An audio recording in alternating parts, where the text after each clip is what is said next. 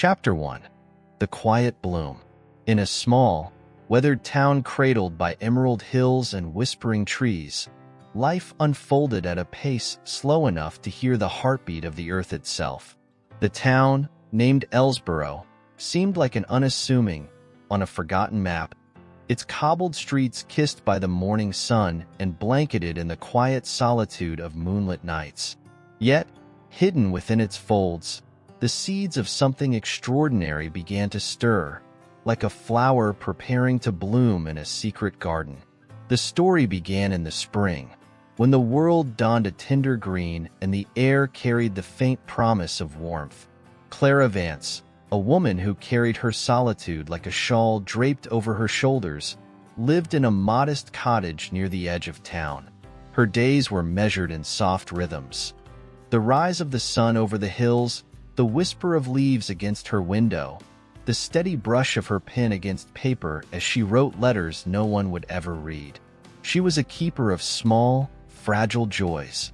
A well-worn book, a cup of tea, the first blush of wildflowers in the meadow. Across the fields and just beyond a winding trail stood an old estate, abandoned for years, but now alive again with the stirrings of new life. The arrival of a man named Elias Whitaker was noted only in passing by the townsfolk, who spoke in murmurs about the mysterious newcomer restoring the crumbling house. They wondered about him in fragments, his past, his purpose, and the quiet resolve with which he worked. Elias, tall and lean with the kind of presence that filled a space without effort, seemed both of this world and apart from it, as if his heart beat to an unseen rhythm. The paths of Clara and Elias crossed not with fanfare, but with a soft inevitability. One morning, as Clara wandered through the meadow collecting wildflowers, she found herself near the estate's overgrown garden. A lone bloom, violet and defiant, caught her eye amidst the tangle of thorns and weeds.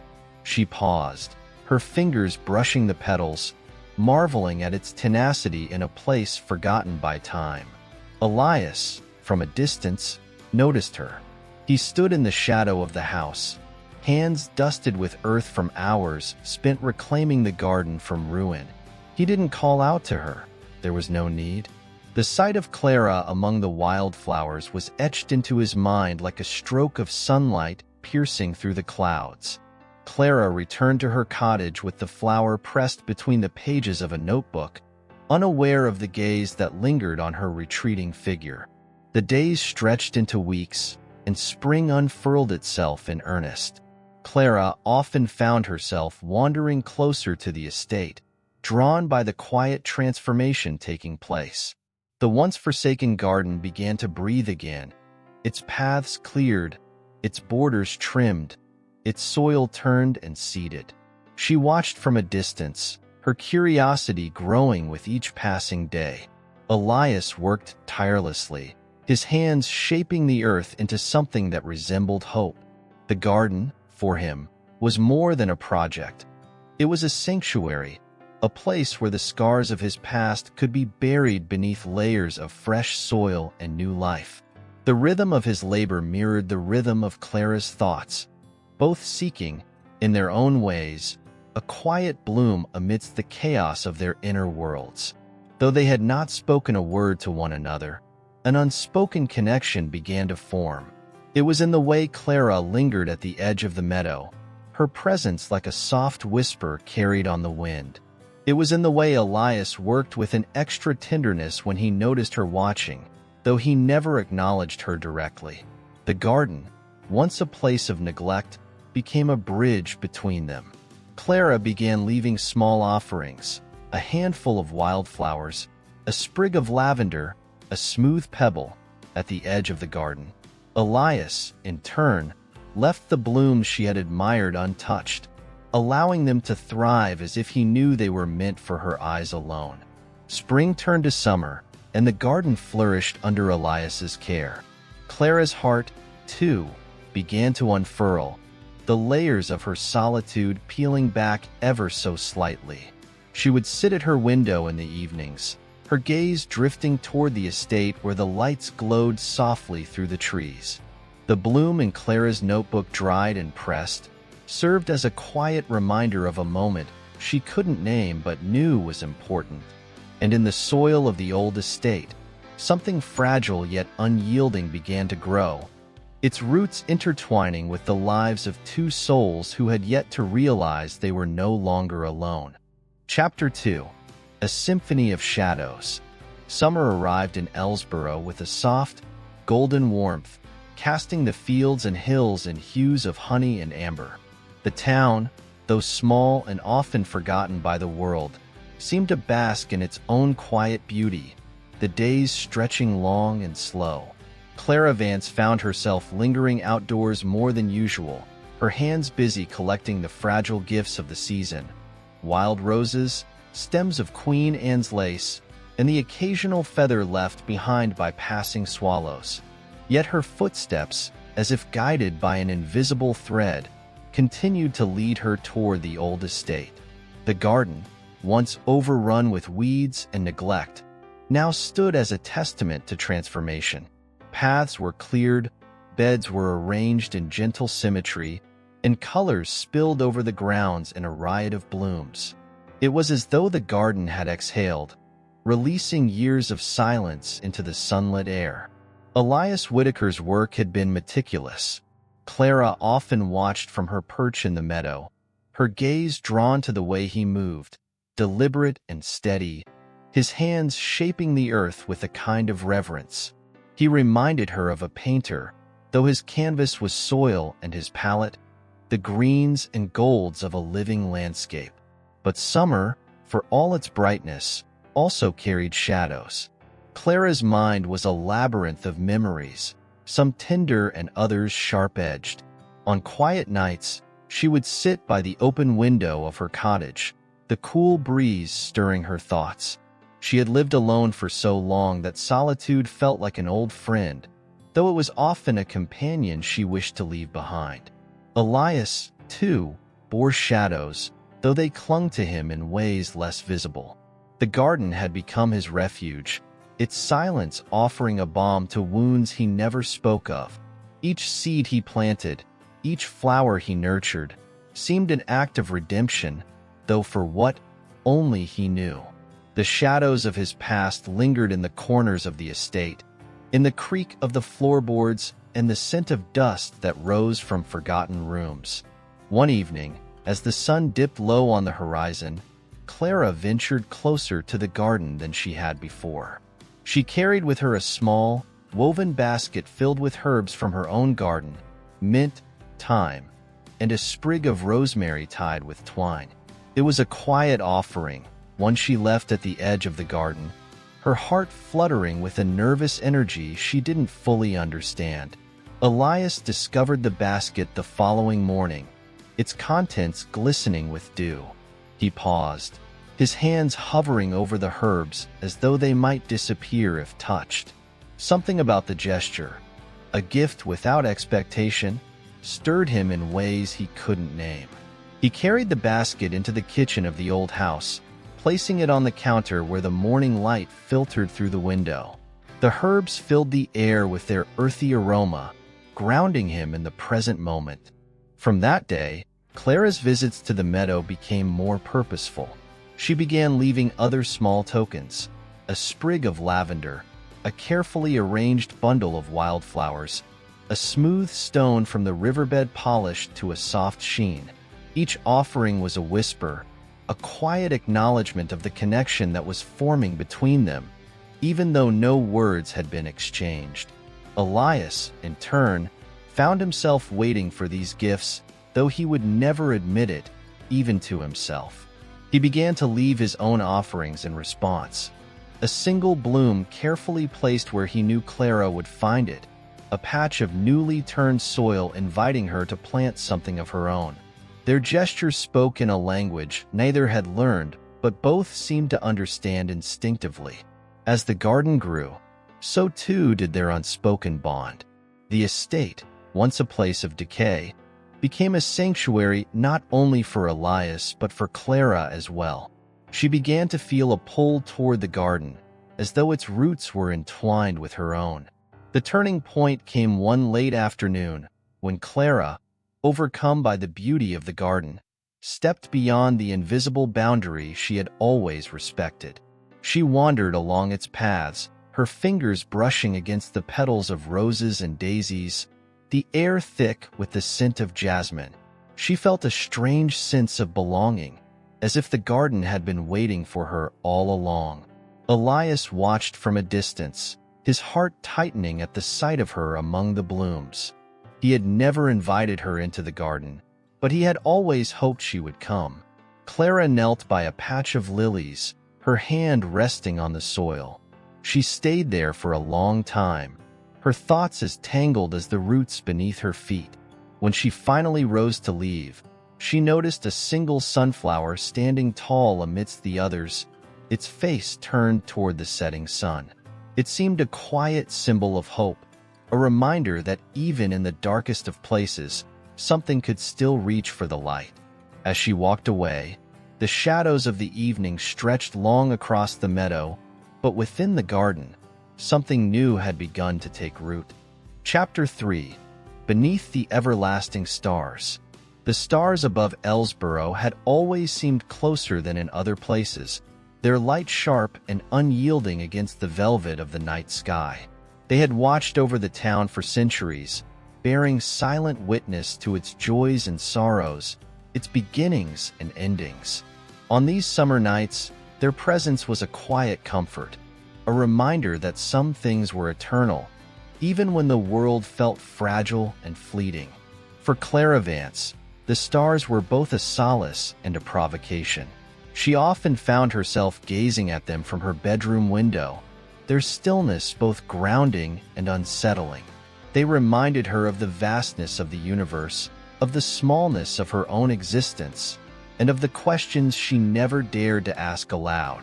On one such night, unable to sleep, she stepped out into the cool air, her shawl wrapped tightly around her shoulders. The meadow stretched out before her, bathed in silver light. Fireflies blinked in the darkness, their delicate glow weaving through the tall grasses like fleeting dreams.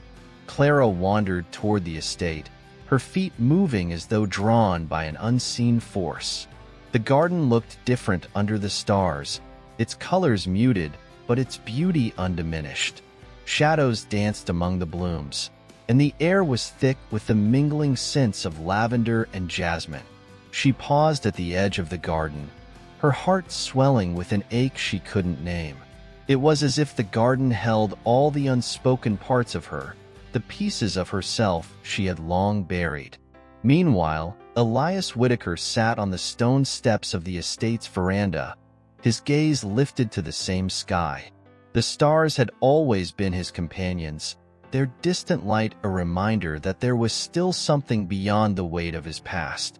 His hands, calloused from days of work, rested loosely on his knees as he let the quiet of the night settle over him.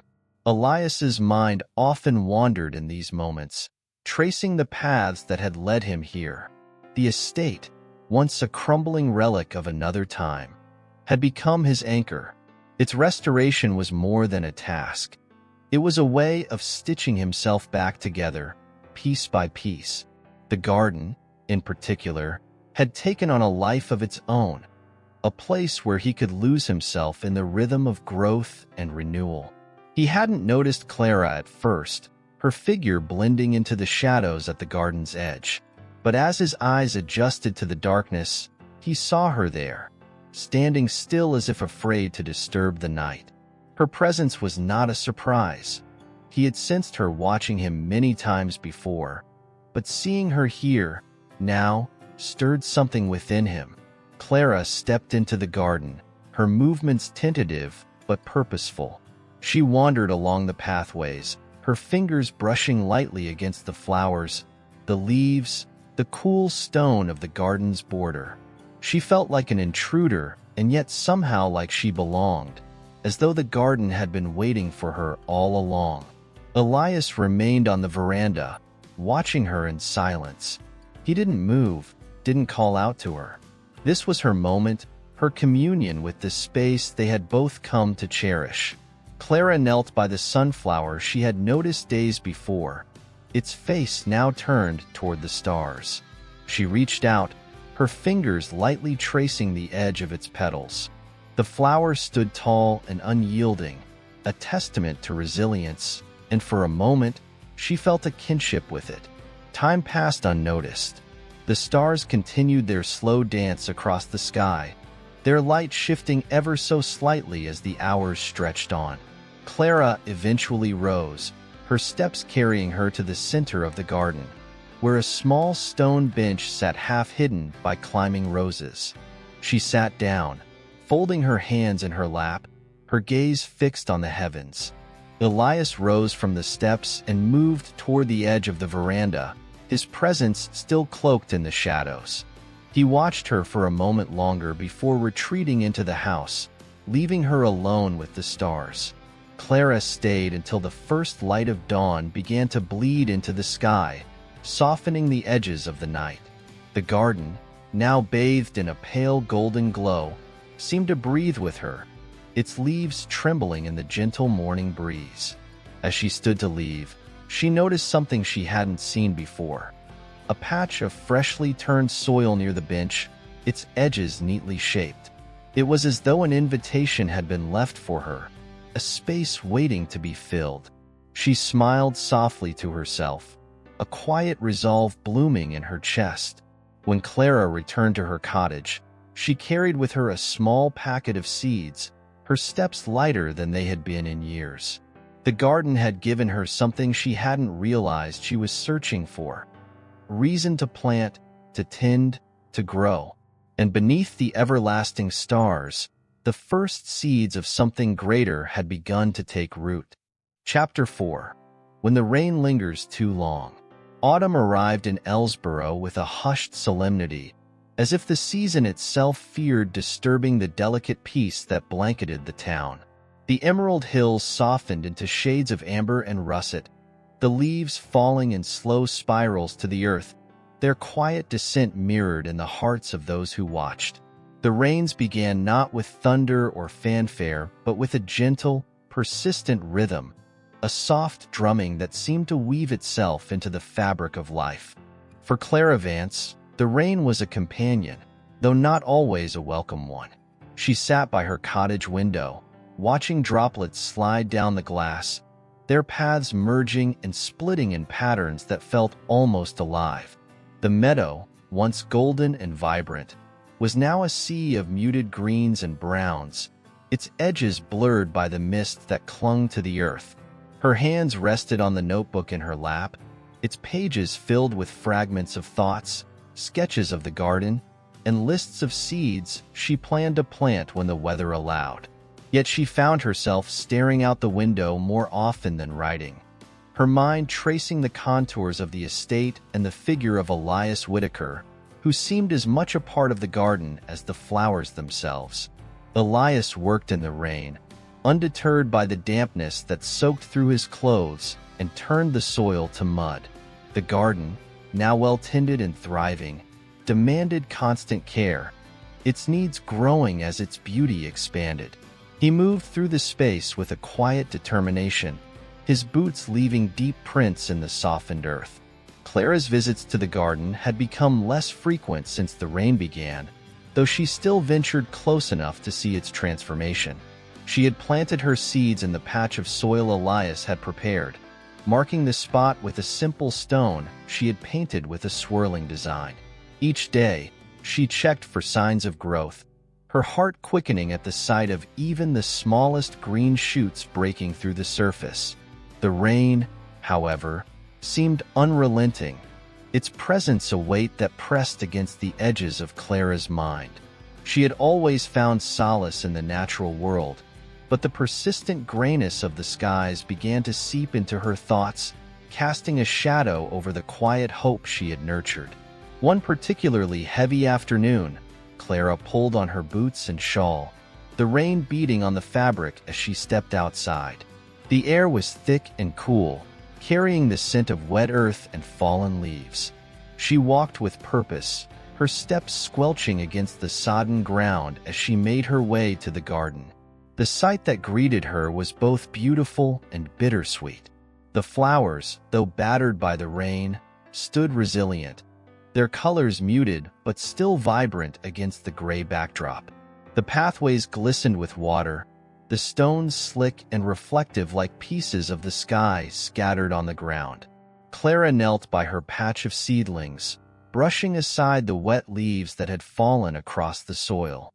The shoots had grown taller, their stems thin but sturdy, their leaves trembling under the weight of the rain. She reached out, her fingers hovering over them as though afraid her touch might disturb their fragile balance. Elias watched from a distance, his work momentarily forgotten. He stood beneath the shelter of a makeshift awning, his hands resting on the handle of a spade. The sight of Clara in the rain, her shawl clinging to her shoulders and her hair dampened into dark waves, stirred something in him. A quiet recognition of the strength she carried beneath her delicate exterior. Clara remained in the garden for hours, tending to her seedlings and clearing away the debris that had accumulated in the rain. She worked with a quiet focus, her movements unhurried but purposeful, as though each action carried a deeper meaning. When the rain finally eased, the clouds breaking apart to reveal a pale sliver of sky, Clara stood and surveyed her work. The garden, though weathered, seemed to pulse with life, its colors deepened by the moisture that clung to every surface. She turned to leave, her steps slower now, her heart heavier but steadier. That night, as she sat by her window, the rain began again, its rhythm softer this time, less insistent. Clara opened the notebook in her lap, her pen gliding across the page as she wrote about the resilience of the garden, the way it endured despite the weight of the rain. Elias, too, felt the rain's persistence, though he welcomed it as a reminder of the inevitability of cycles, the way life folded into itself and began anew. He sat by the fireplace in the estate, the warmth of the flames chasing away the chill that had settled in his bones. His thoughts drifted to Clara, to the way she had moved through the garden with a quiet reverence, her presence a balm to the ache he didn't know he carried.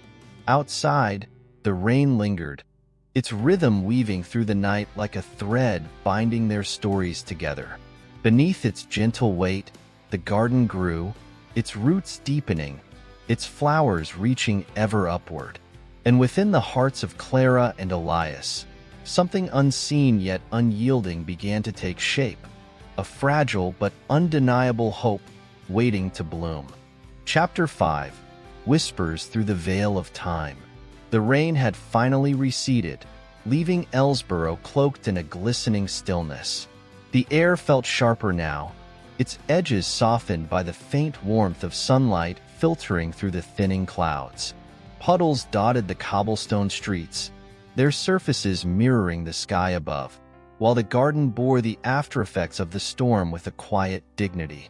Clara Vance stood on the threshold of her cottage, the damp earth beneath her boots clinging to the soles as she stepped into the morning light. Her breath rose in soft clouds, mingling with the mist that lingered in the meadow. She carried with her a wicker basket filled with offerings, a loaf of bread wrapped in linen, a jar of honey collected from her hives, and a small bouquet of dried lavender tied with twine. These were not gifts to be given directly, but rather tokens to leave in the garden, silent messages in a language she and Elias Whitaker had come to understand. The meadow was a symphony of subdued colors, its grasses weighed down by droplets that sparkled like scattered jewels. Clara's footsteps were deliberate, her gaze tracing the path ahead but drifting often to the estate beyond. The house, once shrouded in an aura of decay, now stood proud against the horizon, its windows reflecting the light with a quiet brilliance. When Clara reached the garden, she found it transformed by the rain. The blooms seemed fuller, their petals imbued with a deeper vibrancy, while the scent of damp earth and fresh growth enveloped her. She placed her basket on the stone bench at the garden's center, arranging its contents with care. The lavender she laid atop the linen-wrapped bread, the honey nestled beside it like an afterthought. Unbeknownst to Clara, Elias was already in the garden. He stood at the far end, where a trellis now bore the weight of climbing roses, their blossoms cascading like waterfalls of red and white. His hands were busy tying new branches to the lattice, his movements precise but unhurried. Though they had never spoken, their awareness of one another had deepened into something almost tangible, like the pull of a tide that couldn't be seen but was undeniably felt. Clara's presence was as familiar to Elias now as the scent of jasmine or the sound of the wind rustling through the leaves. He turned slightly, catching sight of her as she knelt to tend to her patch of seedlings. The sight of her filled him with a quiet ache, one he couldn't name but didn't wish to escape. Clara, with her shawl draped loosely around her shoulders and her hands moving gently through the soil, seemed as much a part of the garden as the flowers themselves. Clara worked in silence, her focus on the small plants that had grown steadily despite the rain. Each leaf and stem felt like a triumph, a testament to resilience and care. She brushed aside the last remnants of fallen leaves, her fingers cool against the damp soil. The sun climbed higher, its warmth dispelling the lingering mist and illuminating the garden in golden light. Clara stood and stretched, her gaze drifting across the space she had come to think of as her sanctuary. Her eyes caught on the trellis, where Elias had been moments before, but now only the roses remained, their blossoms swaying gently in the breeze. Elias had moved to the edge of the garden, where a cluster of young trees stood in neat rows. He had planted them early in the season, their roots taking hold in the rich soil with surprising vigor. His hand brushed the rough bark of one trunk, his thoughts circling back to the woman who had brought a new kind of life to this place. The rhythm of their days had become intertwined, though neither would have been able to explain how or why. Clara, in her solitude, had always found comfort in the predictable patterns of her routines, but now her thoughts often drifted to the garden and the man who tended it with such care. Elias, too, felt the shift within himself. The estate, once a refuge from a world he had long since turned his back on, was no longer just his alone. The garden had become a shared space, a meeting point for two lives that had been content in their separateness but were beginning to reach toward something more. As the afternoon waned, Clara gathered her things, leaving the basket on the bench as an unspoken gesture of gratitude and connection. She walked back through the meadow, her steps slower than before, her heart lighter despite the weight of thoughts she couldn't quite untangle. Elias discovered the basket hours later, when the light had softened into a dusky glow. He stood by the bench, his hands hovering over the offerings before picking up the jar of honey. He held it to the light, the golden liquid gleaming like trapped sunlight, and for a moment, he allowed himself to smile. The garden, now quiet and bathed in the gentle hues of evening, bore witness to these unseen currents, the ebb and flow of lives intertwining, of hearts reaching out in ways words could not capture. The air seemed charged with something unspoken, a potential as fragile and beautiful as the blooms that swayed in the soft breeze. And as the first stars appeared above Ellsborough, the garden stood as a silent testament to the changes taking root, not only in the soil but in the hearts of those who tended it. Chapter 6. Petals Carried by the Wind. Autumn deepened in Ellsborough, painting the world in ochre and amber, its quiet majesty accentuated by the soft hush of falling leaves. The garden, though still vibrant in its own way, began to mirror the season's shift. Petals grew heavier, their edges curling inward as though bracing against the inevitable touch of frost. Leaves turned brittle, their once lush greens fading into the golden tones of surrender. Clara Vance walked through the meadow early one morning, the grass frosted at its tips and crunching softly underfoot. The air was sharp, carrying the faint smell of smoke from distant hearths. She held a pair of gardening shears in one hand and a small notebook in the other, her thoughts flickering between lists of tasks and the quiet melancholy that autumn always seemed to bring. The estate loomed larger in the thinning light, its silhouette softened by the golden haze of sunrise. Clara approached the garden with measured steps, her gaze tracing the lines of the trellises and the beds that had become so familiar to her. She paused at the edge, the scent of damp earth and fading blooms enveloping her like a worn but beloved quilt. The garden bore signs of change. Some flowers still stood tall, their colors defiant against the encroaching season, while others drooped, their petals scattered across the soil like forgotten memories. Clara knelt by her patch of seedlings, her fingers brushing aside fallen leaves to reveal the tiny plants still pushing upward, undeterred by the chill in the air. She had brought with her a packet of bulbs, their smooth surfaces promising bursts of color in the spring to come. She began to dig, her hands steady despite the cold, the soil yielding to her efforts with surprising ease. Each bulb she planted felt like a quiet act of hope, a reminder that the cycles of growth and decay were inextricably linked. Elias Whitaker watched from the window of the estate, his gaze fixed on Clara's figure as she moved through the garden. He had risen early, as was his habit, and had intended to begin his own work among the trees and hedgerows. But something about the sight of her, alone and intent in her task, gave him pause. The garden had become a mirror of his own journey, a place of transformation where neglect had given way to care and beauty had emerged from the shadows. And Clara, with her quiet presence and unspoken gestures, had become an integral part of that transformation. Elias stepped outside, the crisp air biting at his skin as he made his way toward the far end of the garden. He carried a bundle of twine and a pair of pruning shears, his steps purposeful but unhurried. He began his work in silence, his movements deliberate as he trimmed back overgrown branches and tied errant stems to their supports. As the morning wore on, the garden filled with the sounds of their labor, the soft rustle of leaves, the scrape of tools against soil, the occasional call of a bird overhead. Though they worked in different parts of the garden, the space between them felt alive with unspoken connection, each action harmonizing with the other as though part of a greater symphony.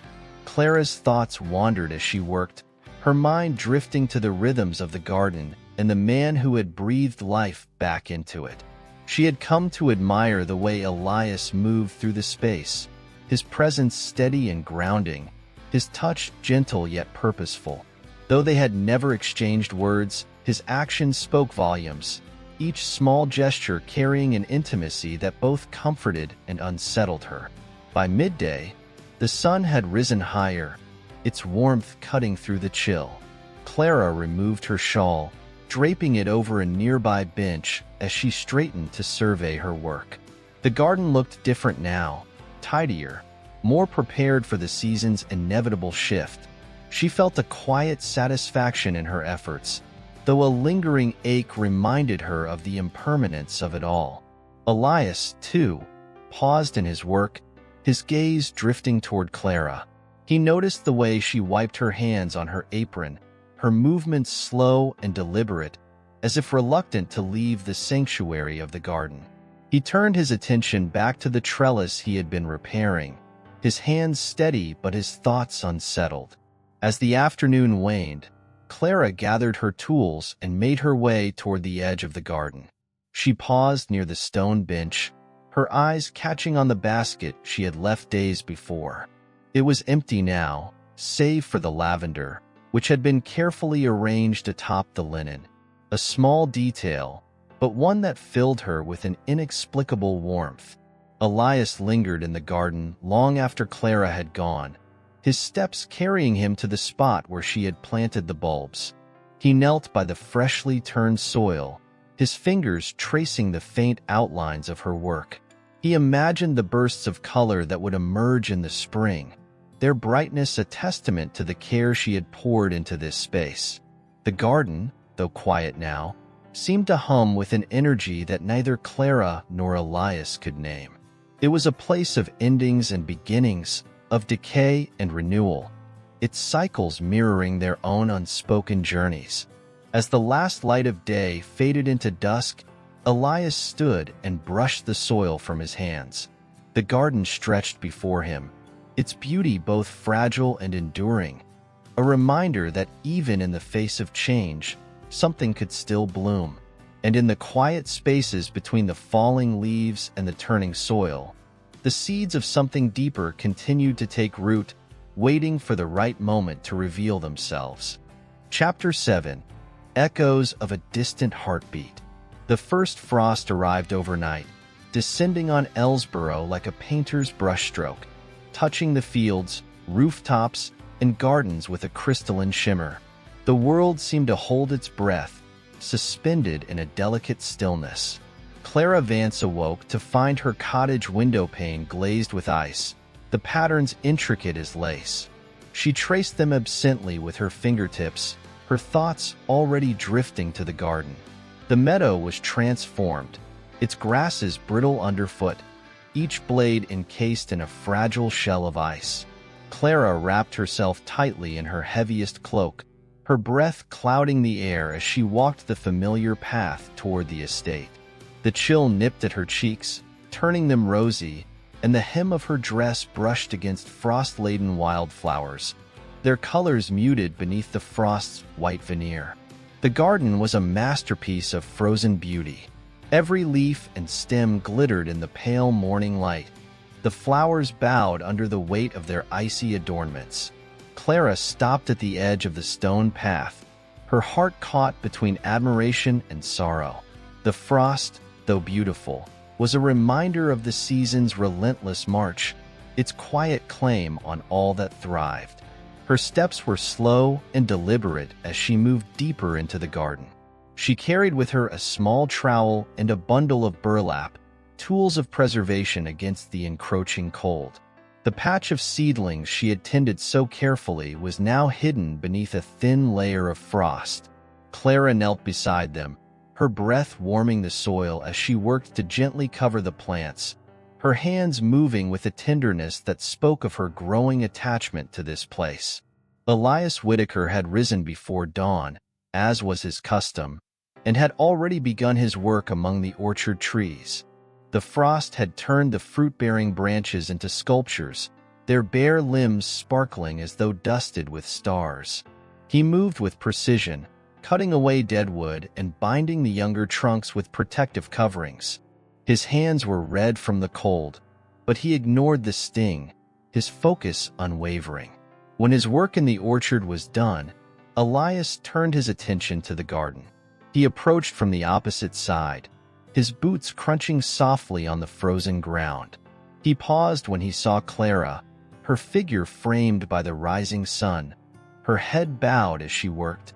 Her presence in the garden no longer surprised him, though it still had the power to unsettle something deep within him, a longing he couldn't quite name. Elias began tending to the trellises, brushing away frost where it had gathered in thick clusters and reinforcing the supports that had weakened under the weight of ice. The roses, though weathered by the cold, still clung to their vibrancy, their petals rimmed with frost like delicate crystal. He worked methodically, his movements as much for the plant's survival as for his own sense of order. Clara finished her task and stood, brushing the soil from her gloves. Her gaze drifted across the garden, taking in the interplay of light and shadow, the way the frost seemed to amplify every detail. She noticed Elias then, his figure partially obscured by a line of hedgerows. He worked with the same quiet determination she had come to associate with him, his presence as much a part of the garden as the flowers and trees. Though they never exchanged words, Clara felt a sense of companionship in their shared silence. The garden had become a space where their lives intersected, their actions weaving together like the roots of the plants they tended. She lingered for a moment longer before turning toward the meadow, her basket now empty, her heart heavier but steadier. Elias watched her leave, his work momentarily forgotten. The frost clung to the edges of her cloak, catching the light with every step she took. He stood still, his breath visible in the cold air, until her figure disappeared beyond the rise of the hill. The day wore on, the sun climbing higher but offering little warmth. The frost began to melt, its beauty fleeting, its traces disappearing into the soil. The garden, though stripped of its brilliance, remained resilient, its roots hidden but strong beneath the surface. Elias continued his work into the afternoon, his thoughts circling back to Clara and the quiet strength she carried. He found himself drawn to the patch of seedlings she had covered, kneeling to inspect her handiwork. The burlap was carefully secured, the soil beneath it still soft and pliable. He pressed his hand against it, feeling the faint warmth that lingered, a testament to her care. As the light began to fade, Elias stood and gathered his tools. The garden was quiet now, the frost gone, its beauty replaced by a subdued stillness. He walked toward the estate, his steps slower than usual, his thoughts lingering on the shared silence of the garden and the woman who had come to embody its spirit. That evening, as Clara sat by her fireplace, her hands wrapped around a mug of tea, she thought of the garden and the frost and the man who moved through it with such quiet purpose. She felt a strange sense of gratitude, not only for the life she had found in the garden, but for the unseen threads that seemed to connect her to Elias, their stories intertwining like the vines on the trellises. The frost returned that night, blanketing the town once more. But beneath its delicate veil, the roots of the garden held firm, their strength a quiet promise of the spring to come. And within the hearts of Clara and Elias, something began to stir, fragile, unseen, but undeniably real. Chapter 8. The Fragility of Forever. Winter descended fully upon Ellsborough, enfolding the village in its cold embrace. The days grew shorter, the light thinner, as if the sun itself had retreated to rest. The garden, once vibrant and alive with movement, now lay quiet beneath a blanket of snow, its paths obscured, its blooms faded. Yet, even in its dormancy, it held an undeniable beauty, a stark simplicity that spoke of endurance. Clara Vance stood at the edge of the meadow, her boots sinking slightly into the snow with each step. She had wrapped herself in her thickest woolen coat, a scarf pulled high around her neck. The air was sharp, its chill biting at her cheeks and nose, but the stillness of the world around her made the cold feel almost sacred. Her hands cradled a small tin lantern, its flickering light a beacon against the encroaching twilight. The solstice was near, and though Clara did not mark it with ceremony, she felt its significance keenly. The longest night of the year seemed a fitting time to reflect on the turning of seasons, the passage of time, and the quiet transformations that had taken place, not only in the garden but within herself. As she reached the garden's edge, Clara paused to take in the scene. Snow clung to the branches of the hedgerows, their shapes softened and blurred by the frost. The trellises, once laden with climbing roses, now stood bare, their wood dark against the pale expanse. The paths she had walked so many times were hidden beneath the snow, but she knew them by heart, her feet finding their way with instinctive ease. Clara made her way to the stone bench at the garden's center, where she placed the lantern. Its warm glow cast long shadows across the snow, the light flickering as the wind toyed with the flame. She sat down, her gloved hands resting on her lap, her breath forming clouds that dissipated into the cold air. Elias Whitaker watched from the estate's upper window, his gaze fixed on the faint glow of the lantern in the garden below. He had spent the day repairing the roof of the south wing, his hands numb from the cold, his muscles aching from the effort. The estate, though no longer in disrepair, still demanded constant attention, and Elias met its needs with a quiet determination that left little room for distraction. Yet, Clara's presence in the garden had become a distraction of its own, a subtle but insistent pull that he could neither ignore nor fully understand. He had grown accustomed to her rhythms, the way she appeared and disappeared with the seasons, her touch visible in every corner of the garden. She had become as much a part of this place as the roses and the hedgerows, her influence woven into its fabric.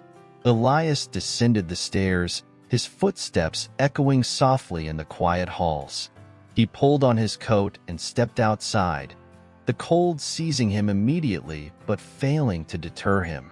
His boots crunched against the snow as he made his way toward the garden, the lantern's light drawing him like a moth to a flame.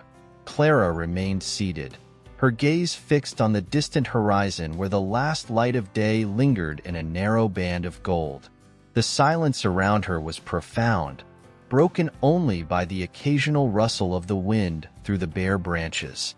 She thought of the garden as it had been in the summer, its blooms spilling over the edges of their beds, their colors vivid and alive. She thought of the autumn, with its falling leaves and its bittersweet beauty. And now, in winter, the garden seemed to hold its breath, waiting for the thaw that would bring it back to life. Elias stopped at the garden's edge, his breath visible in the cold air. He did not step forward, but instead stood still, his gaze tracing the lines of the garden and the solitary figure on the bench. The lantern's light illuminated Clara's features, her face calm but contemplative, her expression soft yet distant. The garden, in its stillness, seemed to echo the unspoken connection between them. A connection forged not through words but through shared presence, through the quiet acts of care and attention that had brought this place to life. Elias felt the weight of it, the way it tugged at something deep within him, something he had long since buried beneath layers of solitude. As the stars began to appear, their light faint but steady against the darkening sky, Clara rose from the bench. She retrieved the lantern, its flames steady despite the wind, and began to walk toward the meadow. Her steps were deliberate, her figure silhouetted against the snow as she made her way back to her cottage. Elias watched her until she disappeared from view, the garden once again left in darkness. He lingered for a moment longer, his thoughts a tangle of emotions he could not quite name. The cold eventually drove him back to the estate, where he retreated to the warmth of the library, his mind still caught on the image of Clara and the light of her lantern. That night, as the longest darkness of the year enveloped Ellsborough, the garden lay quiet beneath its veil of snow. Yet, within its frozen soil, the roots of the flowers and trees remained alive, their strength hidden but enduring. And in the hearts of Clara and Elias, something continued to grow, a fragile but persistent force, like the first stirrings of spring beneath the winter frost. Chapter 9. The Quiet Before the Thaw. The first stirrings of spring arrived softly, like the first light of dawn, barely noticeable at first, but undeniable once they had begun. It started with the tiniest of buds pushing through the still frozen earth, tiny specks of green daring to reach for the warmth that seemed so distant. The garden, though far from its full bloom, held its breath, suspended between seasons, as though waiting for permission to awaken. Clara Vance stood at the window of her cottage early one morning, her breath fogging up the glass as she watched the land outside begin its subtle transformation.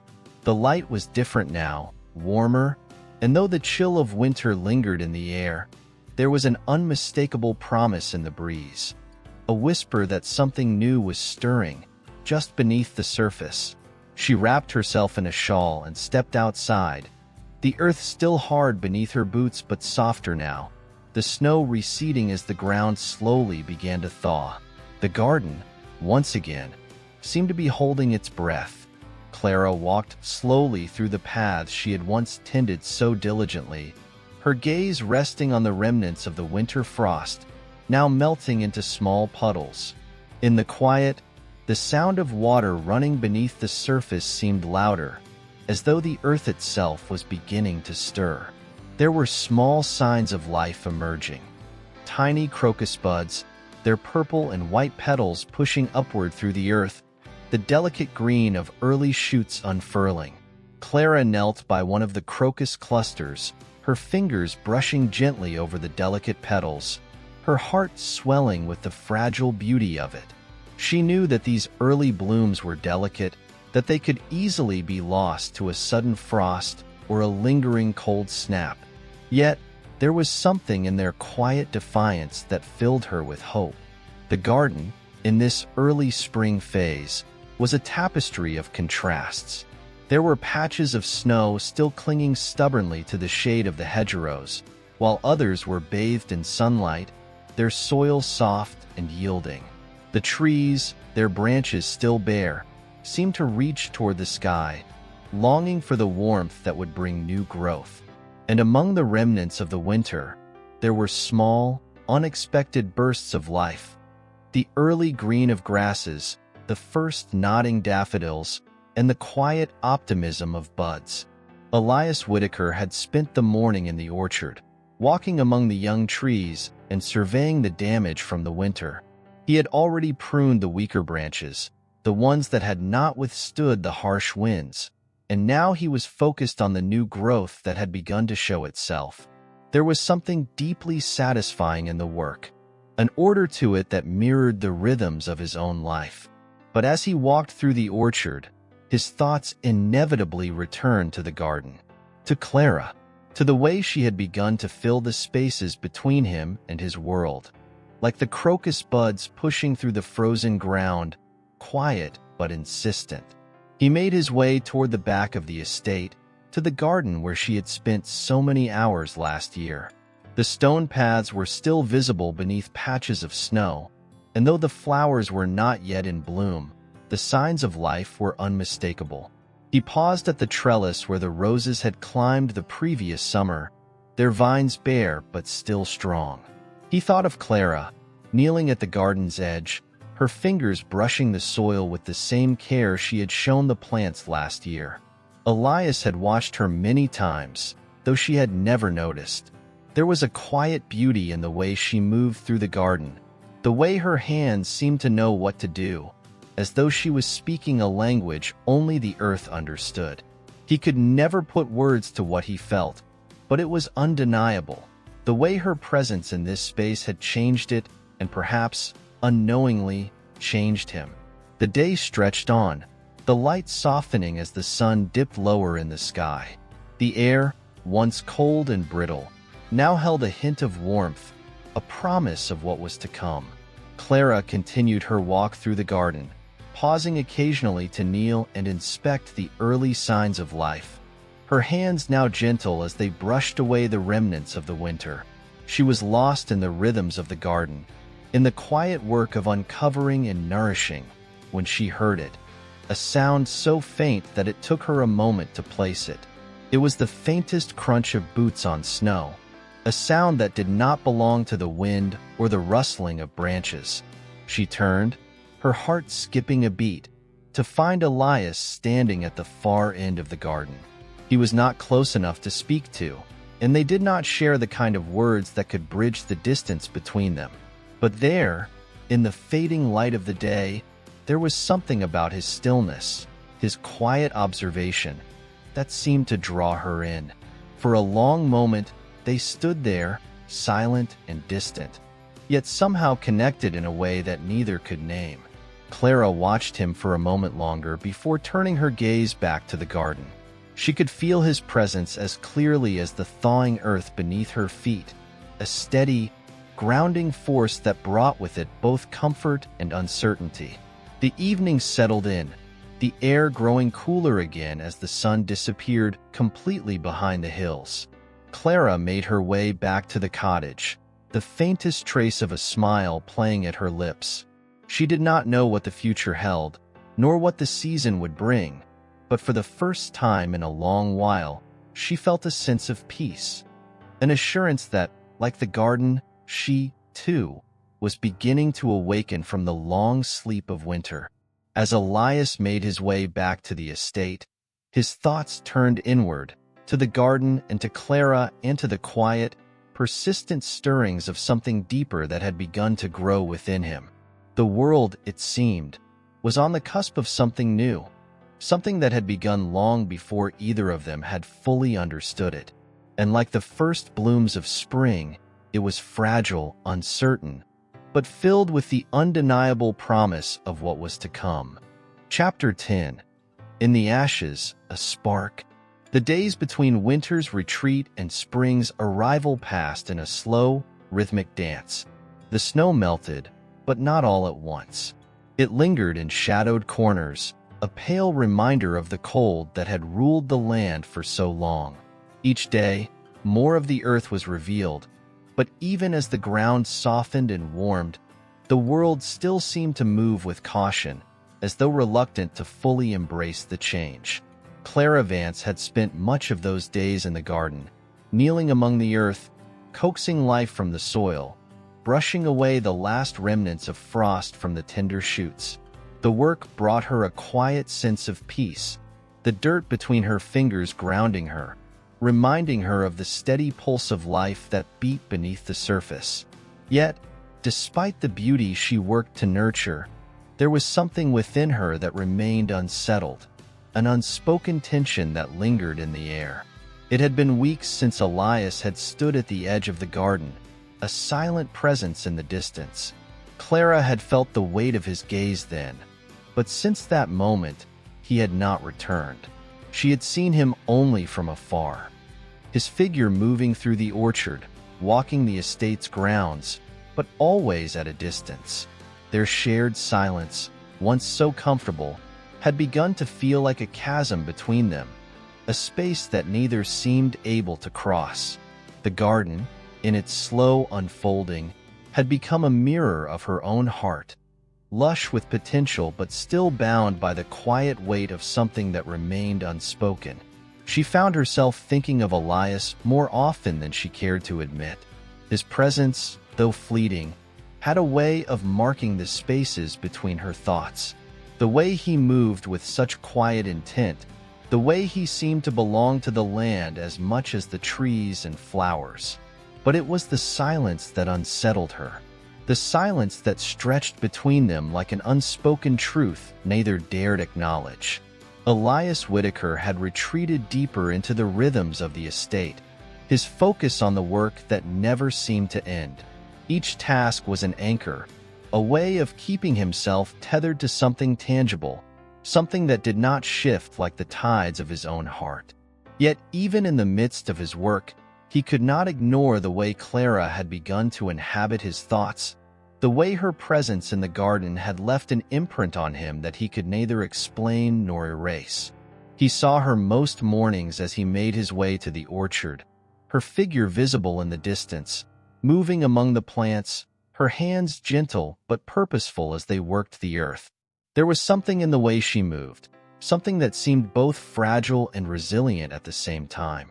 It stirred something in him, a longing he could not understand, a pull that went beyond the beauty of the garden. But Elias had never been one to speak of such things. The weight of his own history, the years of solitude he had built around himself, kept him distant from the world, from Clara. And yet, every time he saw her, the distance between them seemed to grow more unbearable.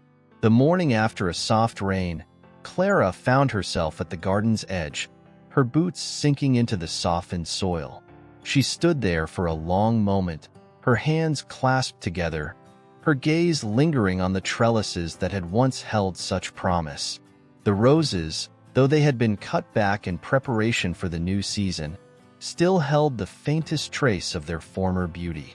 Their bare stems reached toward the sky like silent prayers. As Clara turned to walk back to the cottage, her heart heavy with unspoken thoughts, she caught sight of a figure in the distance, Elias, standing at the edge of the orchard.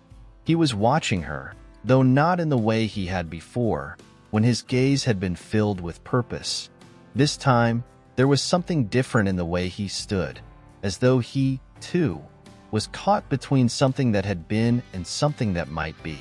Clara's pulse quickened, But she did not stop. She did not turn toward him, did not acknowledge his presence in any way.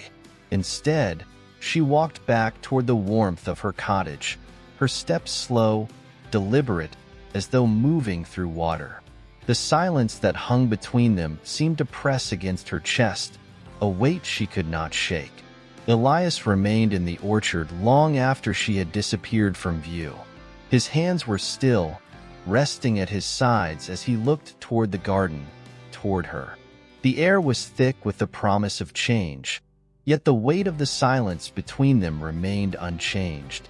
That evening, after the sky had darkened and the stars began to emerge, Clara sat by the fire in her cottage, her hands wrapped around a mug of tea, her thoughts as still as the night outside.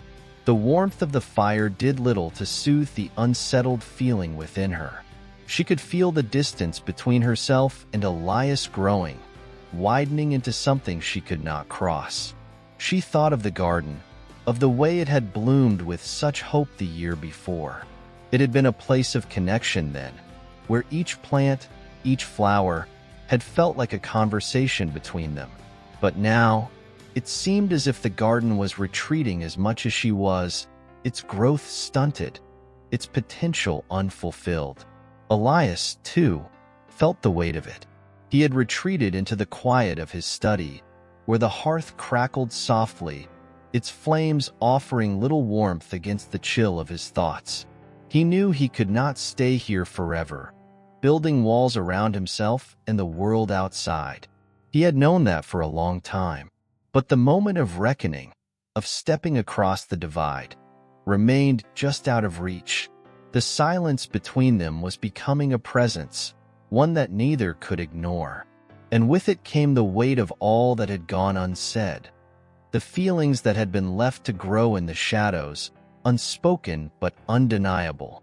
Both Clara and Elias felt it, though neither had the words to bring it into the light. The garden, too, felt the tension, its roots deep in the soil, yearning for the warmth that would bring it to life again. Yet even in its dormant state, it carried the promise of what was to come. Like the unspoken words between Clara and Elias, the garden would eventually bloom, whether they were ready for it or not. Chapter 11. Woven Threads of Loss and Hope.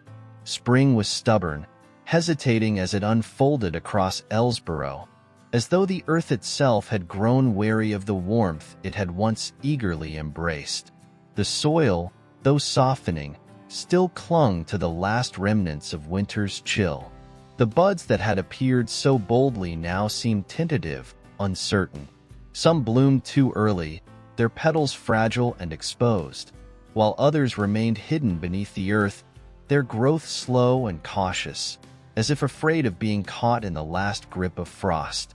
Clara found herself caught between two worlds, one of warmth, growth, and renewal, and the other of coldness and distance.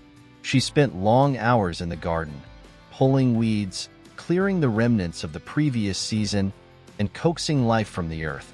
But every movement she made in the garden felt like a quiet plea, a desire for something that remained just out of reach. Her hands were steady in their work, but her heart felt unsettled, torn between the rhythm of the garden and the silence that now defined her connection to Elias. Elias Whitaker, too, was feeling the weight of the season. The unrelenting pull of his responsibilities, the quiet presence of his emotions, and the ever-present reminder that he was standing at the edge of something he had long avoided. The estate demanded his attention, but the land was beginning to feel like a reflection of his own life, untended, marked by places of growth and decay, all existing together in quiet contradiction. He had spent the morning overseeing repairs to the barns, his focus entirely on the tasks before him. But as the day wore on, his mind began to wander, his thoughts slipping once again to Clara. He had not seen her since that morning in the garden, when she had passed him by without a word, as if the very air between them had become too heavy to cross. The distance between them had only grown since then, the silence expanding in ways neither of them could fully understand. There were times, walking the estate, when Elias thought he could sense Clara's presence nearby, just at the edge of his awareness. Her silhouette, bent over the earth, her hands moving in practiced rhythm, her figure framed by the growing light. He longed to speak to her, to bridge the gap between them, but the words never seemed to come. The weight of what was left unspoken pressed heavily against his chest. That evening, the storm arrived with little warning. The sky darkened suddenly, the wind picking up with a ferocity that took the air from the lungs. It whipped through the trees and howled against the walls of the estate. Rain began to fall in torrents, driven by the wind, as if the heavens themselves had unleashed their fury. Clara, who had been working late in the garden, did not notice the storm until it was upon her. The first cold drops splashed against her face, stinging with the sudden chill. She looked up toward the sky, the dark clouds now gathering above, and for a moment she hesitated. Her heart, heavy with the weight of unspoken things, seemed to echo the restlessness of the world around her. The wind picked up, and Clara's hair was whipped around her face, her coat flapping against her legs. She stood still for a moment longer, letting the storm wash over her, as if it could somehow cleanse the air between her and Elias, sweep away the tension that clung to the spaces they once shared. But the storm only intensified. Thunder rumbled in the distance, and the rain fell harder, the sound of it against the earth a deafening roar. Clara could feel the chill seeping into her bones, and with a final glance toward the garden, she turned and made her way back to the cottage. The storm did not abate that night. The winds howled around the estate, rattling the windows, and the rain came in sheets, drenching the earth and turning the paths into rivers of mud. Inside the cottage, Clara sat by the fire, her eyes distant, her thoughts as wild and chaotic as the storm that raged outside. She watched the flames flicker and dance, as though they too were trying to stave off the cold. Elias, too, had retreated inside. He had taken refuge in the library, the crackling fire the only sound in the otherwise quiet house. The storm had made it impossible to work outside, and so he found himself, once again, alone with his thoughts. His gaze flicked to the window, the rain falling in sheets against the glass, the wind howling outside. The storm, in all its fury, seemed to mirror the turmoil within him, the unease that had settled in his chest and refused to be silenced. He thought of Clara, of the way she had disappeared from view that morning, her back turned to him as she walked away. He had never known her to be so distant, so unreachable. He wondered if she felt the same weight of silence that he did, if she, too, was struggling to bridge the space between them. As the storm continued to rage outside, Clara felt the weight of the evening settle in. There was a heaviness in the air, a sense of anticipation, as though something was waiting just beyond the horizon. She could not shake the feeling that, like the storm, something was about to break, something within her, within the garden, within Elias. But what that would be, she could not say. Outside, the storm carried on through the night, its fury unabated. The wind howled against the walls, the trees bending under its force, and the rain fell without pause, as if the world were being remade in its image. And in the silence between them, both Clara and Elias waited. They waited for the storm to pass, for the earth to settle, for the tension between them to either grow or break. Neither of them could have known which it would be, but both felt the weight of the moment pressing against them, the world holding its breath in the storm's wake. Chapter 12, Where Memory Sleeps. The morning after the storm, the world seemed both impossibly still and alive with change.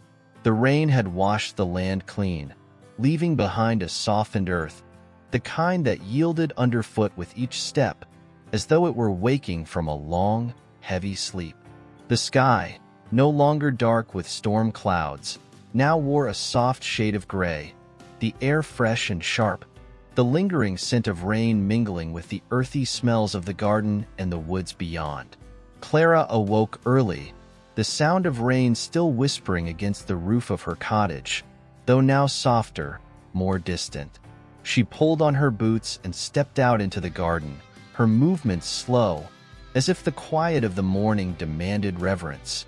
The earth, still damp from the storm, glistened in the weak light, the wet leaves and branches of the trees sparkling as though every living thing had been reborn in the downpour. The garden, too, seemed changed. The early blooms, which had been uncertain and fragile, now stood taller, their colors deeper, the petals fuller.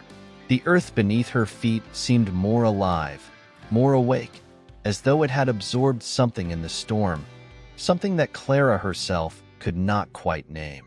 She walked the garden slowly, her fingers brushing lightly against the delicate blossoms, her heart full of an unspoken gratitude for the quiet beauty of the moment. The storm had passed, and with it, the weight that had been hanging in the air for so long had finally begun to shift. Elias Whitaker awoke in the same silence, though his morning was not spent in the garden, but in the study of the estate, where he often retreated to when his thoughts were too heavy to carry. The storm had left its mark on the land, but it had also left a quiet ache in his chest, a restlessness that had been growing steadily within him. His thoughts, like the storm, had raged without mercy for so long, but now, with the skies cleared and the earth washed clean, he was left with nothing but the quiet, steady pull of what he could no longer deny. For days, he had kept to the rhythms of the estate, the repairs, the upkeep, but the land felt different now. The air was full of possibility, and there was something in the way the garden had bloomed overnight that called to him. It was as though the earth itself had made a decision, a silent affirmation that life was moving forward, and that he, too, must move with it. He stood by the window of his study, looking out over the land, his eyes tracing the paths through the orchard and the distant corners of the garden. He had not seen Clara for days now, had not crossed her path since the storm had broken. She had kept to her own corner of the world, and he to his. And yet, the distance between them felt heavier now, the silence more oppressive. He felt the weight of it pressing against him, urging him to step into the world he had built around himself, to move toward what had been waiting just out of reach. Clara, meanwhile, felt the shift within herself, a quiet stirring deep in her chest. She had always been attuned to the rhythms of the earth, the subtle changes that passed unnoticed by others. But today, as she walked through the garden, she felt the difference keenly. It was as though the world had turned a page, that something that had been uncertain had finally been given form. The earth, the garden, had spoken to her in its silence, and the answer was clear. She was not alone in this waiting. The change that had been stirring between her and Elias was real. It was inevitable. She could no longer deny it. The hours passed, and Clara found herself at the edge of the garden once more, standing at the spot where she and Elias had once worked together, side by side. The spot felt heavy now, not with sadness, but with something else, a quiet yearning that was impossible to ignore. She looked out toward the distant orchard, her gaze lingering, though she knew Elias was nowhere to be seen. Still, she could feel him there, in the way the air had changed, in the way the earth itself had shifted underfoot. Her heart thudded softly in her chest, a rhythm that echoed the pulse of the world around her. The garden had always been a place of peace for her, a place where she could lose herself in the work of the earth, where time seemed to stretch and bend, and where every seed she planted carried with it the hope of something greater.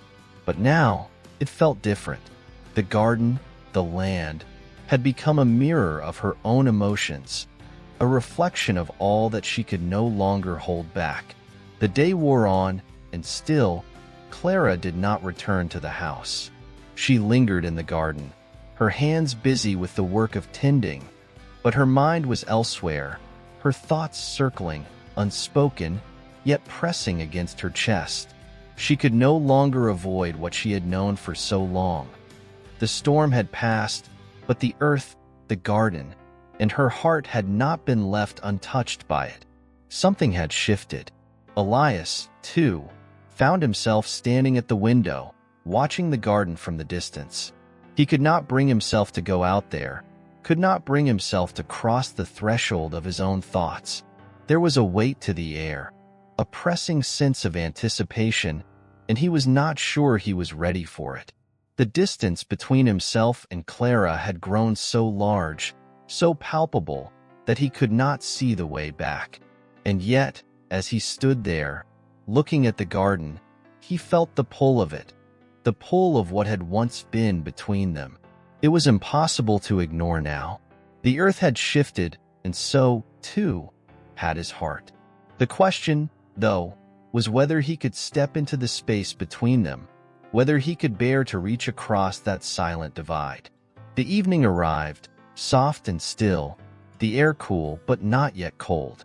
The garden, bathed in the fading light, was quiet, save for the gentle rustling of leaves in the breeze. Clara, finally satisfied with the day's work, stood still in the garden, letting the silence wash over her. There was peace in this moment, but it was a peace that carried with it the weight of something unsaid, something waiting to be named. Elias, too, felt the pull of the night.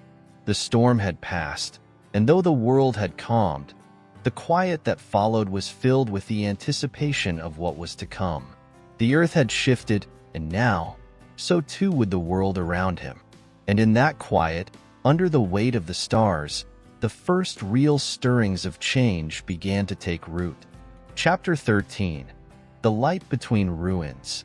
The morning came as quietly as the last breath of a storm, soft and almost hesitant, as though the earth itself was pausing to remember the weight of the tempest it had borne. The world outside Clara's cottage was still, save for the occasional rustling of leaves, the chirp of a bird, or the sigh of wind that slipped between branches. But within her, a different kind of storm had been brewing, one that had yet to break, yet to release its thunder and rain, but one that had, nonetheless, shaped everything. The garden, now fully alive with the first flush of spring, seemed to hum with an energy that matched her own inner restlessness. The earth felt full of promise, green shoots pushing their way up from the soil, buds on the trees swelling in their anticipation of bloom. But Clara could not shake the feeling that there was something waiting beneath the surface, something that could no longer be held back. She had spent the last few days carefully tending the garden, but her hands, which once moved with practiced ease, now felt unsure. The same soil that had been her refuge, the place where she could lose herself in the rhythm of planting and weeding, now seemed heavy with the weight of things left unsaid, with the distance that had quietly, but unmistakably, grown between her and Elias. She had thought the storm would be a release, a clearing of the air, but instead, it had left a deep silence in its wake, one that was more deafening than the howling winds had been. Elias, too, felt the quiet.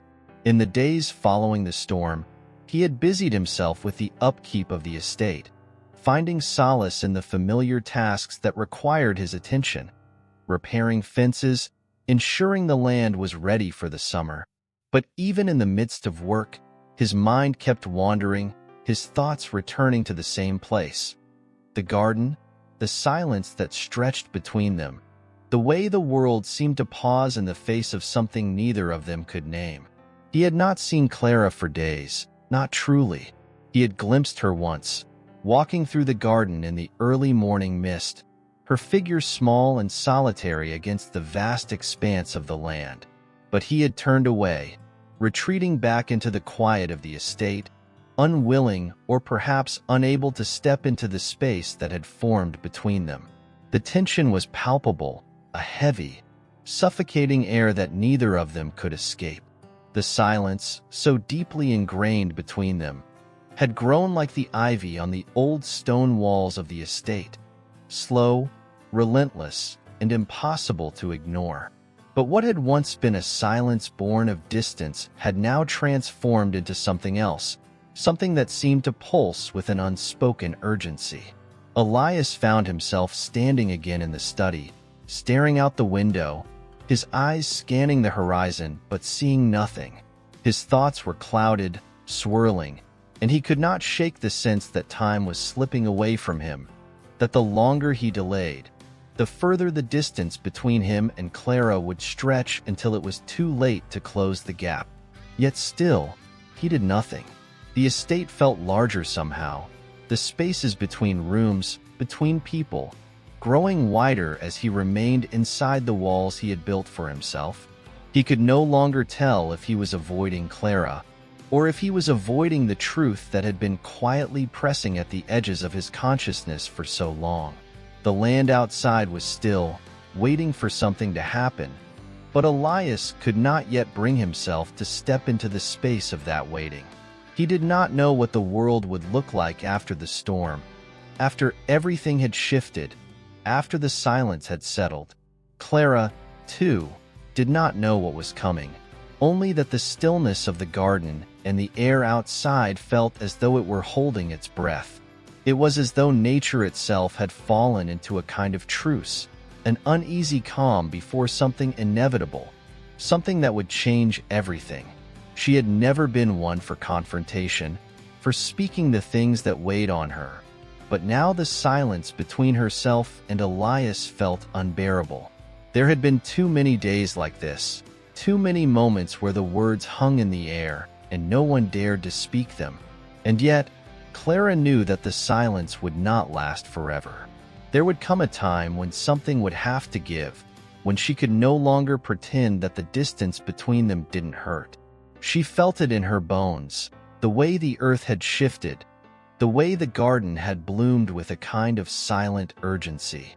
Everything was growing, changing, moving forward, but there was a part of her that felt stuck, frozen in the quiet, in the unspoken tension.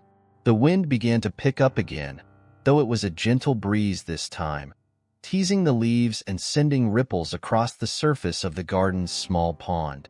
The air was still damp from the rain of the previous days, but there was warmth in the breeze, a promise of something to come. Clara inhaled deeply, filling her lungs with the sweet, cool air, and for a moment, she allowed herself to forget everything else. The moment passed quickly, though, as her eyes caught the sight of the small stone bench near the garden's edge, the one where she and Elias had once sat together, side by side, their hands brushing as they tended the flowers. The sight of it was enough to bring everything rushing back, the quiet intimacy of those moments, the way their lives had once been so inextricably intertwined. But now, the space between them was a vast expanse, and the bench, like everything else in the garden, felt distant, like a memory from a life that no longer belonged to her. She stood for a long while, watching the movement of the leaves, listening to the distant hum of the world, but it was not enough. The stillness was too heavy. The world seemed to be waiting for her to make a move, to step into the uncertainty, to break the silence that had stretched too long. She knew she could not remain in the garden forever. She could not keep tending to the earth, hoping that time would heal what had been left unsaid. Finally, Clara turned away from the garden and walked back toward the cottage, her footsteps slow but resolute. She did not know what she would do when she entered the house, or what would happen when she saw Elias again. But the silence, the unrelenting weight of it, was no longer something she could bear. She had waited long enough, and Elias, too, felt the pull of something that had been set in motion long ago, a quiet force that could no longer be ignored. He, too, knew that the silence between them was unsustainable. Something had to give. The earth had shifted, the air had changed, and now it was their turn to change with it. Chapter 14. As the seasons forgive, the wind had grown colder as the days passed, carrying with it a hint of autumn's distant promise, though it was still early in the year. The air was dry now, a sharp contrast to the dampness that had followed the storm, and the trees had begun to shed their leaves in earnest, scattering them like confetti across the garden. For Clara, the falling leaves were both beautiful and haunting, a reminder that time was moving forward whether she was ready or not. She spent her mornings in the garden, her hands busy but her thoughts far away. There was something disquieting about the stillness of the land, a silence that felt as though it were holding its breath, waiting for something, some change, to break it. The garden had been her sanctuary for so long, a place where she could lose herself in the work of the earth. But now, even the soil beneath her fingertips seemed different. It felt heavy, burdened by the weight of things unspoken, and the plants, once vibrant and full of life, now seemed muted, their colors fading into the gray sky. The pull of the house, of the space that Elias had occupied for so long, was undeniable, but Clara hesitated to cross that invisible line between the garden and the world inside. She could feel the change in the air, a tension that had built slowly, silently, over the past weeks, and she could not decide if she was ready for it to be resolved. Elias, too, had retreated into the quiet of the estate, his mind caught in the same pattern of indecision that had gripped Clara. He spent long hours walking the grounds, staring out over the fields, but never approaching the garden, never stepping into the place where things between them had begun to change. The distance between them had become a wall, so subtle and so firm that neither of them could remember exactly when it had appeared. It had started with small silences, little moments of avoidance, but now it had become something that loomed between them, unspoken but tangible, like a shadow cast by the very air. Every time Elias walked past the windows of the house, his gaze would inevitably fall upon the garden, and he would wonder, as he had so many times before, if Clara was out there, tending the flowers, her back turned toward the house, her movements graceful but solitary. It was a sight that had once brought him peace, but now it unsettled him, the quiet beauty of the scene a reminder of everything that was lost. The garden was no longer the place of shared moments it had once been, and the thought of crossing that distance between the house and the garden filled him with an overwhelming sense of uncertainty. There had been a time when the garden had been a bridge between their two worlds, a space where they could meet without words, where the rhythm of their labor in the soil had connected them in ways deeper than speech. But now, the garden was a vast expanse that seemed to separate them, a boundary neither of them dared cross. Elias could not bring himself to step into that space, not when the weight of the silence between them felt so heavy, so unyielding. As the days stretched on, Clara's restlessness grew. There were moments when she could almost hear the wind whispering to her, urging her to make a choice, to break the stillness, to step into the unknown. The garden had once been a place of peace for her, but now it felt like a reminder of all the things that had gone unsaid.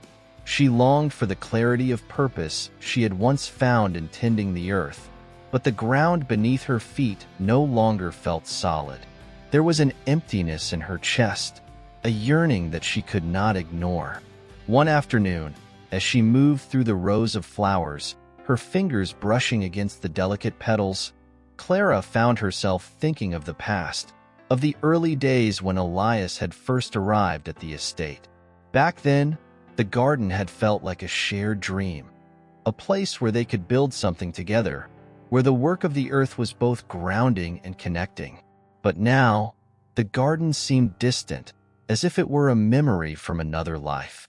She paused, staring at the flowers in front of her, the colors muted and faint in the dying light of the day.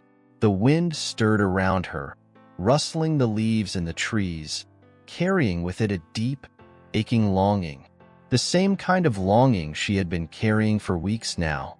She could no longer pretend that she did not feel it, the pull of something more, something beyond the garden, beyond the walls of the house. The silence between her and Elias had grown unbearable, and yet she could not find the words to cross it. and Elias, too, could feel the pull of the silence, the way it seemed to vibrate through the walls of the house, filling every room, every corner. He spent his days in the study, but even there, the stillness pressed against him. The air felt thick, as though it were holding its breath, waiting for him to move. But what exactly was he waiting for? He could no longer deny that something had changed, something that neither of them could control. The world outside had shifted, the land had changed, and now he was faced with the question of whether or not he would change with it. The weight of the silence had grown unbearable, but still he hesitated. What if, in breaking the silence, he only made things worse? What if the distance between them was too great to bridge? The wind picked up again, carrying with it the scent of rain and earth, and Elias closed his eyes, letting the cool breeze wash over him. The air felt alive, charged with something he could not name. The garden had once been a place of solace for him, a space where he could breathe, where the world outside the estate faded away.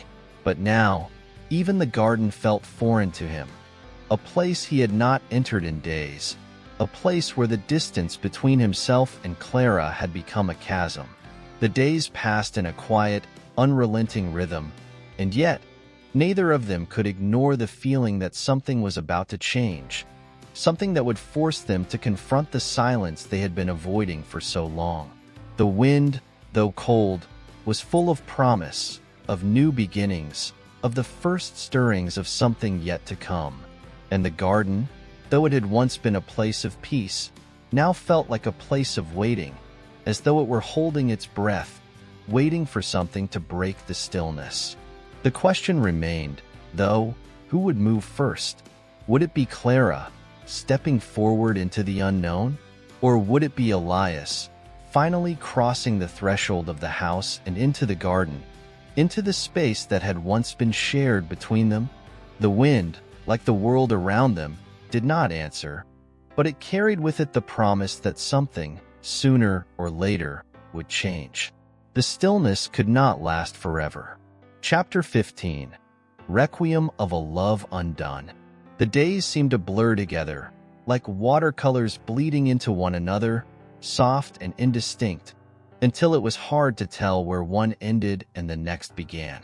The air had grown heavier as the seasons turned, the weight of unspoken words pressing down on Clara's shoulders, making each step feel like it required more effort than the last. She moved through the motions of her life, tending to the garden, preparing meals, but the rhythms that once gave her comfort now felt hollow, like the echo of something that no longer existed.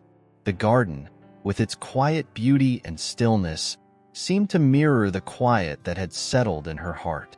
It had once been a place of peace, of connection, where the simple act of planting, pruning, or watering had been enough to ground her.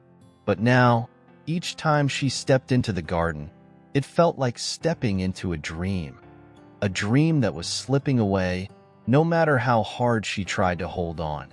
The flowers, their petals soft and delicate, seemed to mock her with their fleeting beauty, a reminder of how quickly things could fade. Elias, too, moved through the days with the same sense of detachment.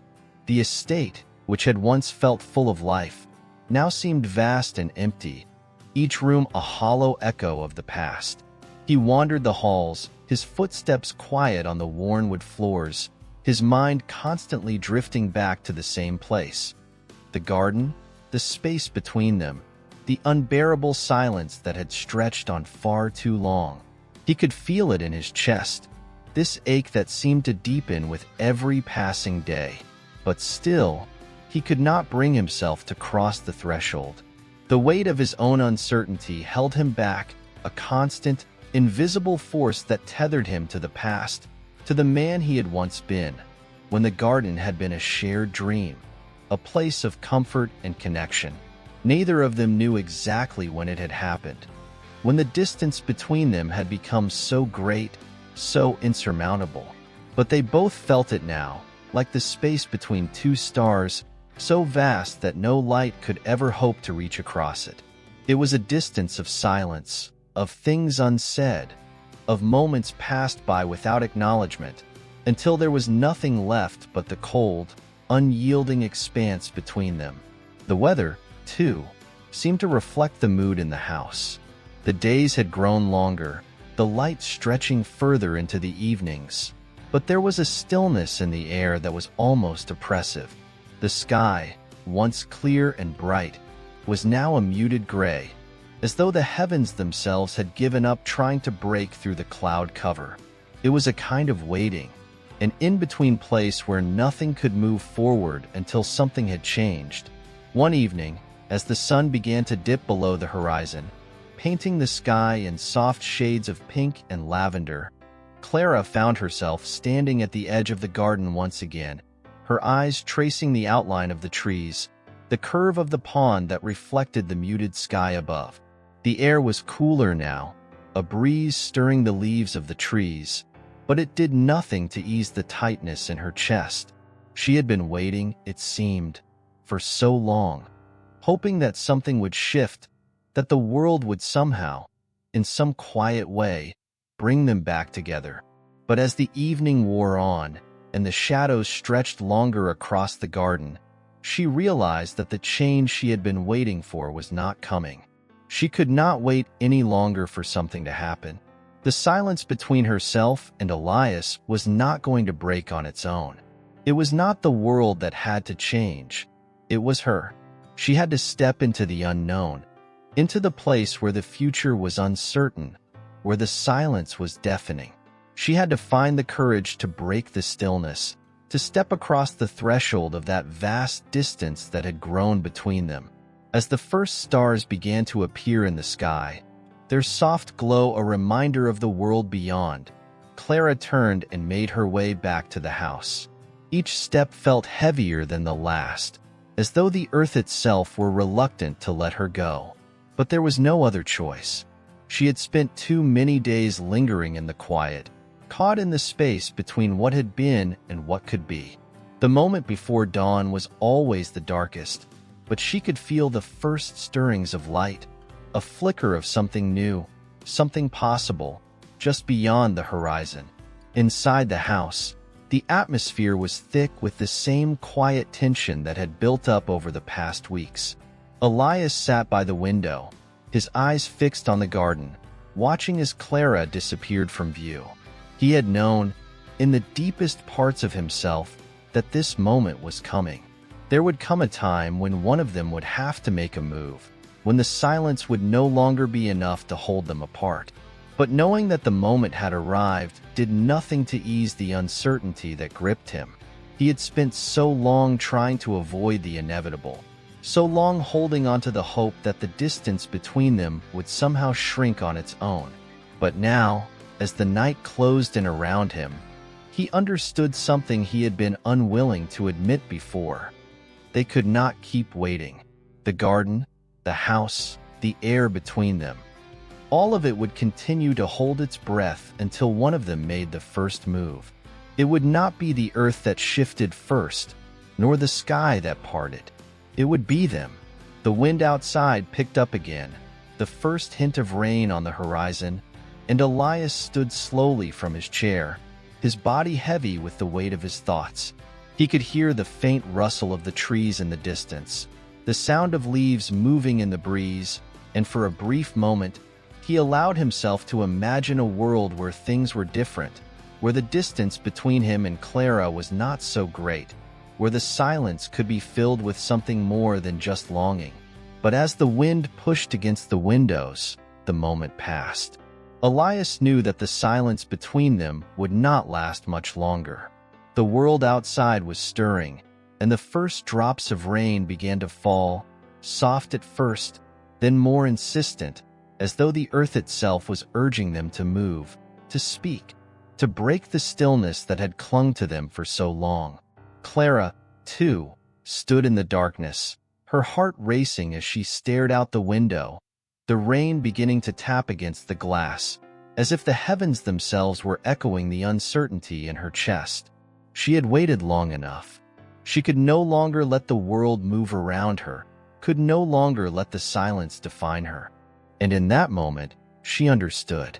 The dawn would not come to them. They had to go to it. Chapter 16. The Garden We Made. The first light of dawn crept over the horizon, soft and tentative, as if the earth itself were unsure of what the day would bring.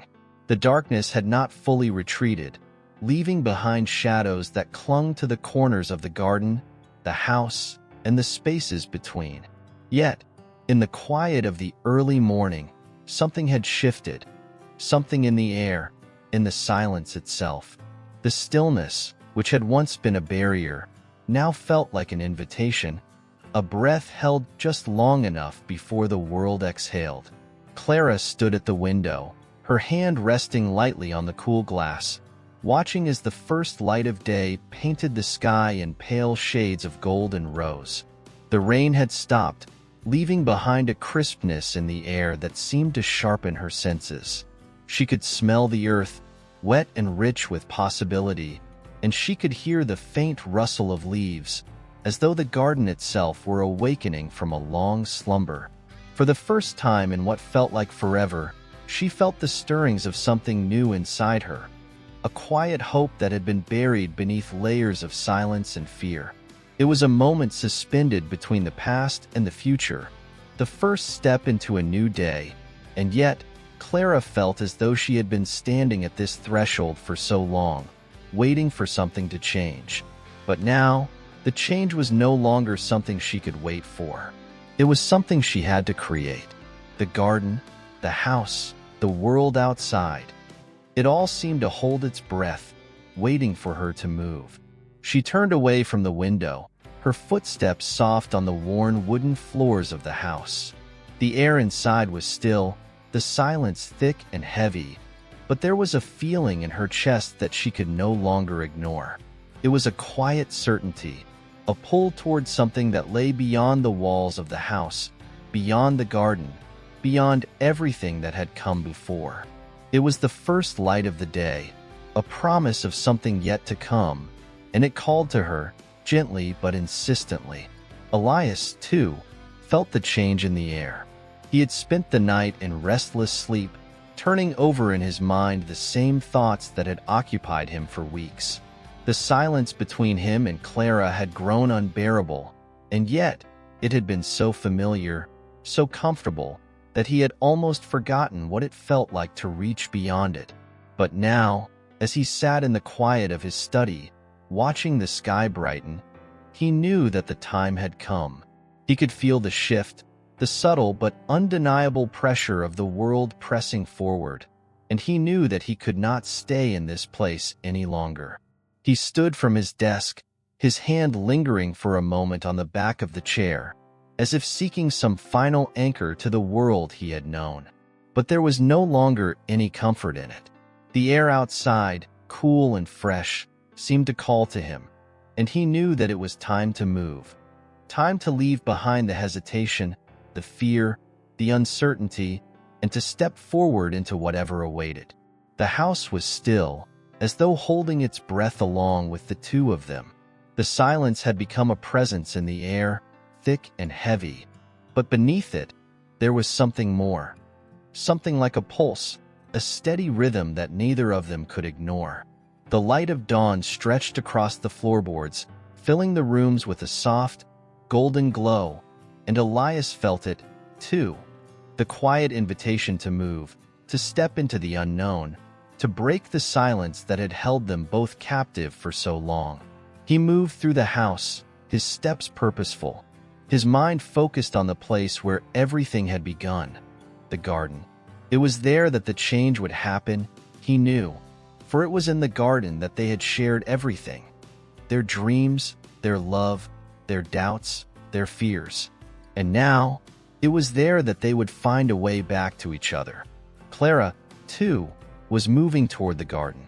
Her steps, though hesitant, were sure. The moment of waiting was over. She had been caught in the web of her own uncertainty for so long, but now she could feel the shift in the air, the promise of something new. The garden had once been a place of solitude for her, a place to hide from the world, from her own heart. But now, it was a place where she would find the courage to break the silence, to face the past, and to take the first step toward the future. As she crossed the threshold of the garden, the scent of the earth seemed to rise up to meet her, a mixture of rain and soil, of life and rebirth. The plants, though weathered by the changing seasons, still held their ground, their leaves reaching toward the light that was slowly creeping over the horizon. Clara moved among them, her fingers brushing against the petals, feeling the pulse of life in the garden. She had not been here in so long, not truly, and the absence of her presence had left a void, a space where everything had stood still. But now, as she moved through the garden, she could feel the life returning, as though the earth itself was waking up, ready for the next chapter. The garden was no longer just a place of solitude. It was a place of hope, of beginnings. The silence between her and Elias was not something that would define her any longer. The light of the dawn was her signal, her moment to move forward, to embrace whatever lay ahead. Elias stood at the edge of the garden, watching Clara as she moved among the flowers. The sight of her, so familiar and yet so distant, made his heart ache with a longing that had not diminished, even in the face of so much silence. He had waited too long to step forward, and now the time had come. The distance between them had become a chasm, but it was not too wide to cross. Not anymore. He moved toward her, his steps slow but sure, the air around him filled with the soft rustling of leaves. The first light of day touched the earth, casting long shadows and bathing everything in a gentle glow. It was in this moment, in this quiet light, that everything seemed to come into focus. The past, with all its pain and uncertainty, was still there, but it was no longer something that defined them. The silence was still there, too, but now it felt different. It was no longer a barrier. It was the space in which they could finally speak, finally meet.